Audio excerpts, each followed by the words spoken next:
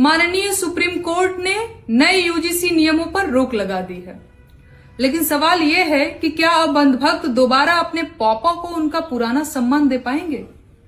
सवाल यह भी है कि यूजीसी के एक नियम से खतरे में आया सवर्ण क्या अब सुरक्षित हो गया है।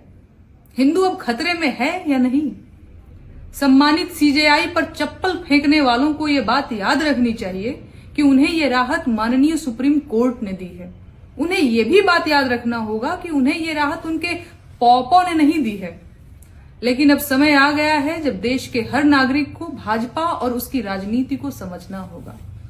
बांटो और राज करो का जो खेल अंग्रेजों ने भारत में शुरू किया था, आजाद भारत में वही खेल भाजपा खेल रही है और अपने ही देश के नागरिकों को आपस में लड़वा रही है।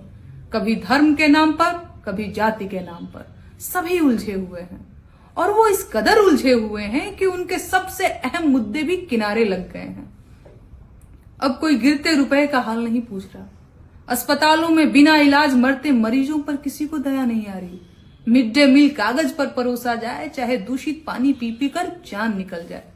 सोसाइटी पर खाद मिले या न मिले, फसल का दाम पाताल में चला जाए, पुल रहे चाहे बह जाए, सड़क रहे चाहे धंस जाए, कोई फर्क नहीं पड़ता।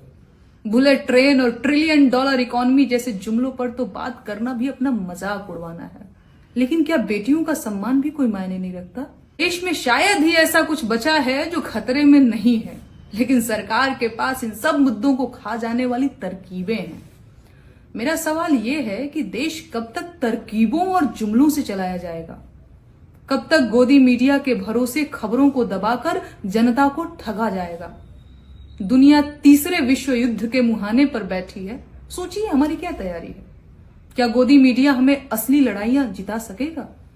क्या बड़ी बड़ी बातों से दुश्मन देश हमसे पराजित हो जाएंगे। एक तरफ जहां पूरी दुनिया एआई के नए युग में पहुंचकर विकास के जेट पर सवार हो चुकी है, हम अभी भी मंदिर, मस्जिद और जाति के झगड़ों में उलझे हुए हैं। दिल पर हाथ रखकर बताइएगा, क्या इसी को विश्व गुरु बनना कहते हैं। कैसे मान लिया जाए कि भाजपा ने देशवासियों के साथ धोखा नहीं किया है।